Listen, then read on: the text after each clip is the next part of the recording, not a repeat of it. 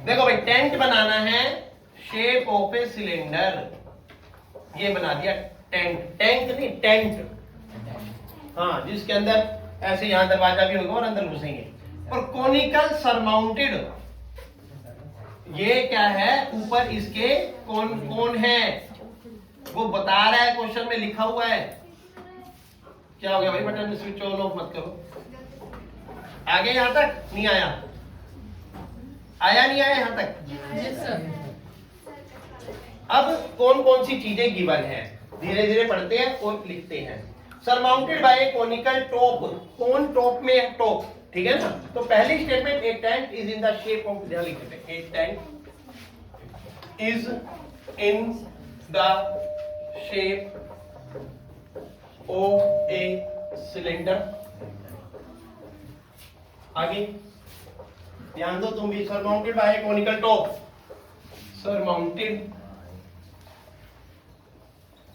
Bye a. अब 10th class में इसमें ये फिगर नहीं आएगा, पेपर में ये फिगर नहीं आएगा, ये फिगर आपको विड्रॉ करना पड़ेगा। और इस फिगर के लिए ये स्टेटमेंट दी गई है, समझ गए। टेंट शब्द है, शेप सिलेंडर की फॉर्म है, तो नीचे सिलेंडर, कौन के ऊपर तो सिलेंडर नहीं बैठेगा ना, लेकिन गुड़गांव शहर में ऐसी बिल्डिंग है, हाँ ऊपर सिलेंडर है और नीचे कौन है, वो चलो अभी नहीं बना रहा मैं, फिर कंफ्यूजन हो जाएगी, क्वेश्चन के बीच में कुछ और पहुंच जाएंगे, कहीं और पहुंच जाएंगे। अब वो दिखाऊंगा एक दिन कहाँ है, हमारे हाईवे पे ही है, नेशनल NH48 पे ही है, लीला होटल से पहले है, राइट साइड में है। नहीं गिरेगा, नीचे पार्किंग के लिए पीला है, सिलेंडर है, surmounted bye top, TOP top, top पर कौन है, कोनिकल। तो फिगर तो इस स्टेटमेंट में छुपा हुआ है, समझ गए।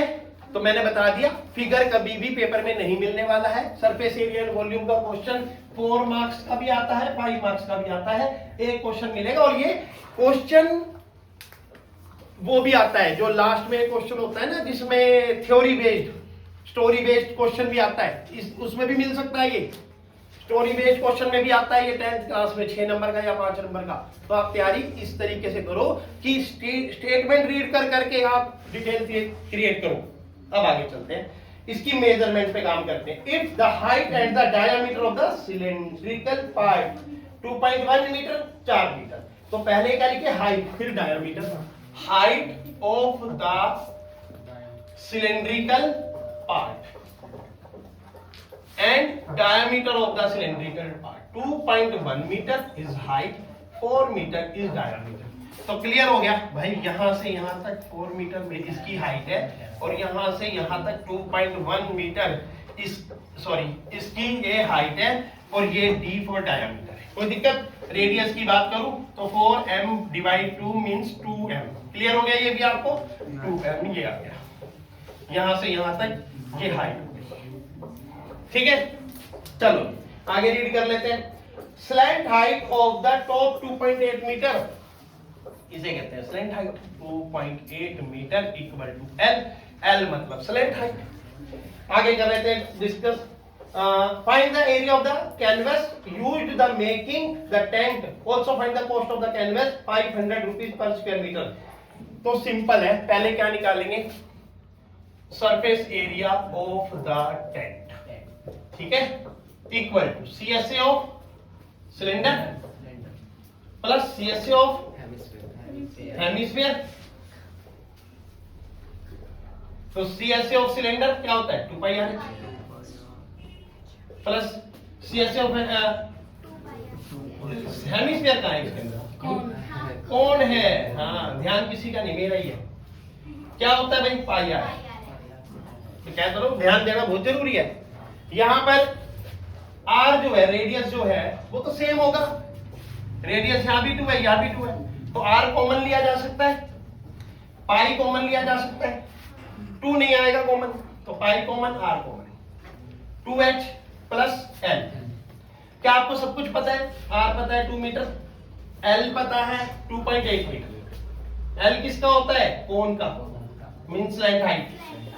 पाई 22/7 into R 2 into 2h, h कितना है भाई 2.1 प्लस l कितना है 2.8, 44/7 मल्टीप्लाई, इनको मल्टीप्लाई करेंगे तो कितना आएगा 4.2 प्लस 2.8, 44/7 मल्टीप्लाई 4 और 2 6 और 1 7 7 7 कटेगा तो 44 मीटर स्क्वायर आ गया।